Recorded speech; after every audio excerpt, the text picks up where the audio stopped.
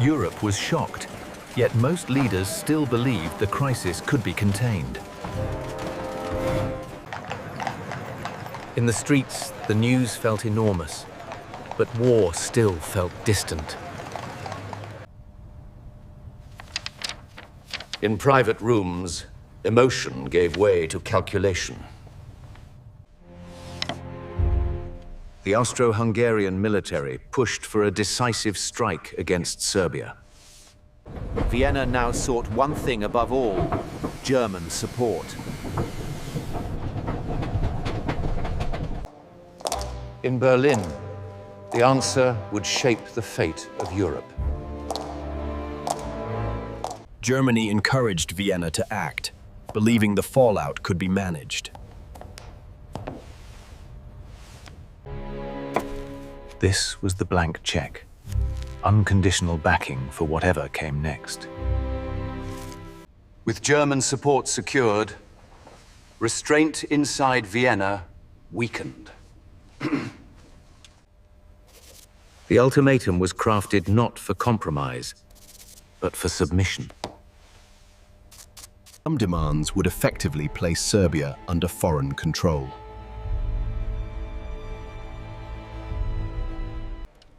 Meanwhile, the calendar became a weapon. Every hour tightened the noose. On July 23rd, Serbia received the ultimatum. 48 hours to answer. In Belgrade, leaders realized refusal could mean invasion. Russia urged Serbia to stand firm, yet avoid giving Vienna an excuse. Serbia accepted most demands, rejecting only those that destroyed its sovereignty. As the deadline approached, Europe held its breath. Vienna declared the reply insufficient, exactly as it had planned.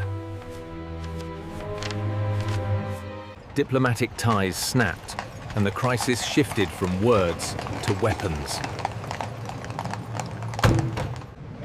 Once mobilization began, stopping the slide to war became almost impossible.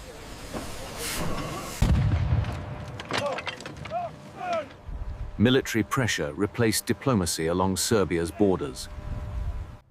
On July 28th, Austria-Hungary chose war.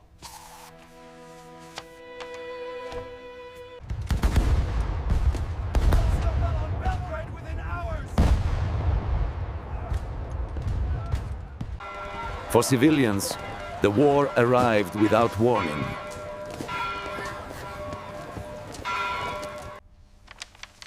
In Russia, leaders faced a choice between retreat and mobilization. Once signed, mobilization could not easily be reversed. Russia began calling millions of men to arms.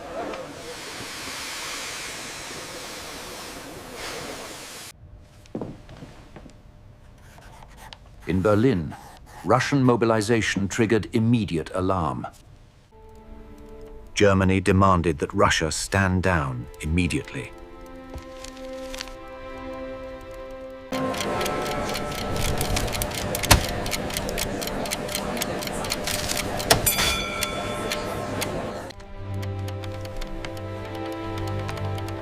Germany declared war on Russia. France prepared to honor its alliance with Russia.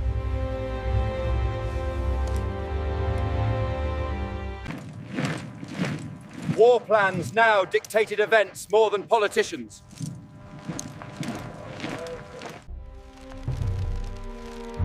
Germany prepared to strike France through neutral Belgium. Belgium refused to abandon its neutrality.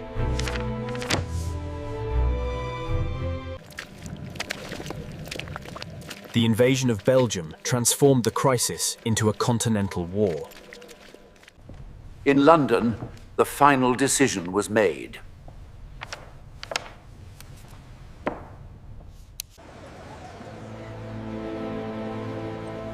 Britain entered the war to defend Belgian neutrality. Across Europe, mobilization reached full scale. The July crisis was over. The world was now at war. Military schedules now control decisions more than political judgment. Once mobilization began, stopping it meant chaos. Each side believed victory would come quickly.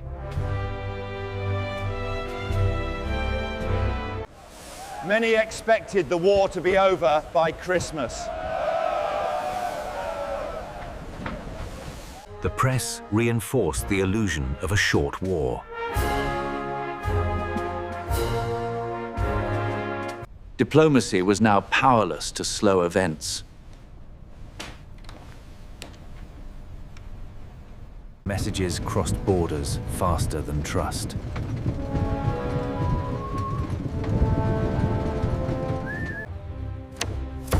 Every mobilization forced another in response. Even those who doubted felt unable to stop it.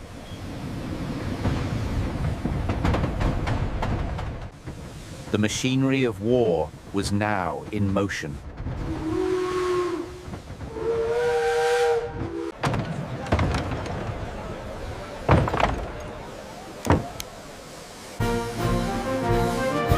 Entire economies shifted instantly toward war.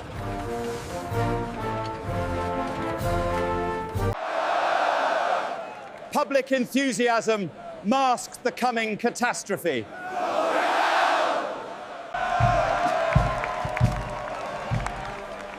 A few sensed the cost before it arrived. The first clashes shattered any illusion of control. Losses mounted almost immediately.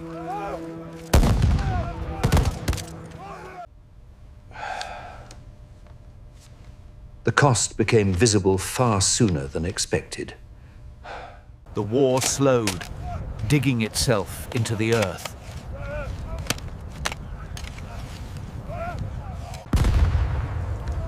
A quick victory vanished into stalemate.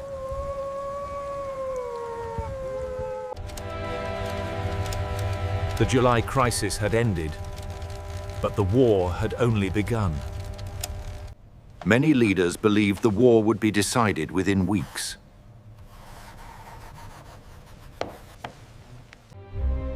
France trusted bold offense to deliver rapid victory. Warnings were ignored in favor of tradition and pride. No one fully grasped the industrial scale of modern war. Firepower now favored defense over movement.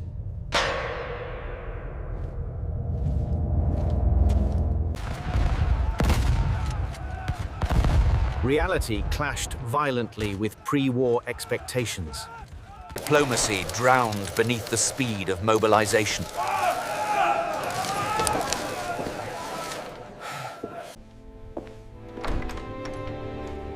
Opportunities for compromise slipped away unnoticed. By the time doubts surfaced, it was already too late. Alliance systems turned hesitation into obligation.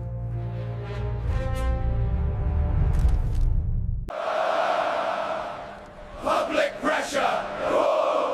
Rewarded firmness, not restraint. Backing down now seemed politically impossible.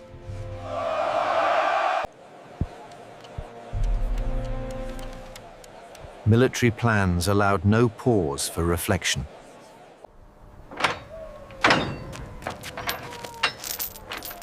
Europe closed in on itself. War planning became total and irreversible.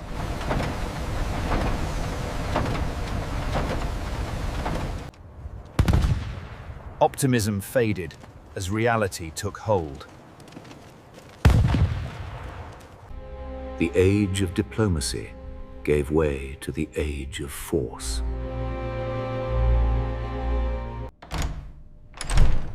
The last real chance for peace disappeared quietly.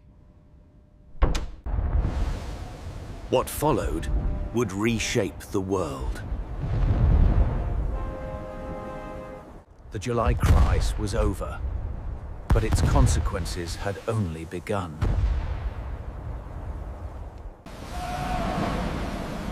By August, Europe's armies were moving on an unprecedented scale. Early losses already exceeded peacetime predictions. War production became a permanent reality.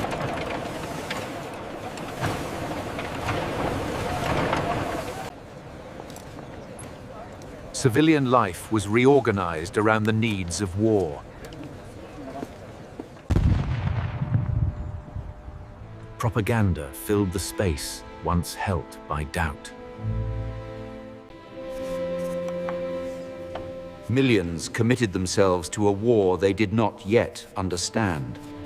States expanded their power in the name of survival.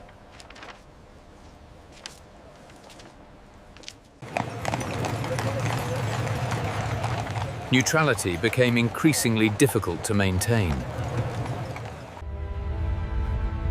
Europe transformed itself into a continent of fortresses.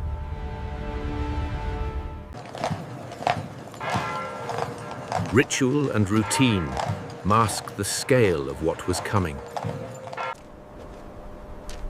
Loss arrived far sooner than victory.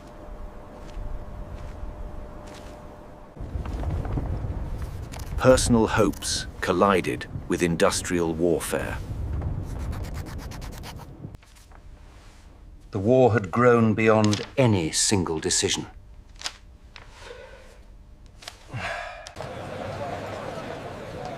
Enthusiasm quietly drained away. The war settled in for the long haul.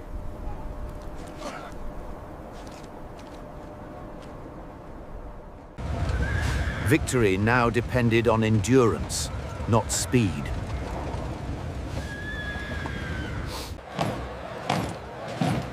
A generation would grow up, shaped by this war.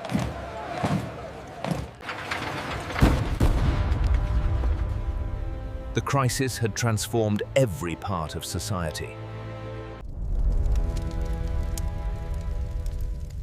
The conflict was no longer just European. The July crisis had ended. A world war had begun. The men who unleashed the crisis now faced its full consequences. What began as a diplomatic dispute became total commitment.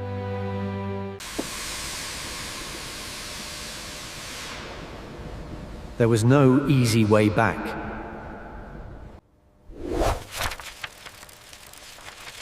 The short war everyone expected never came. Instead, the war settled into a brutal stalemate. The human cost was only beginning to reveal itself.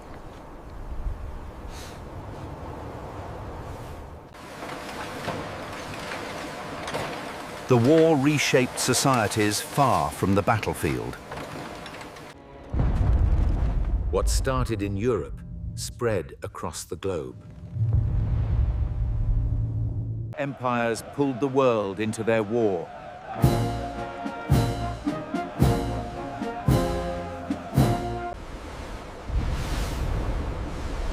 The conflict crossed oceans and continents.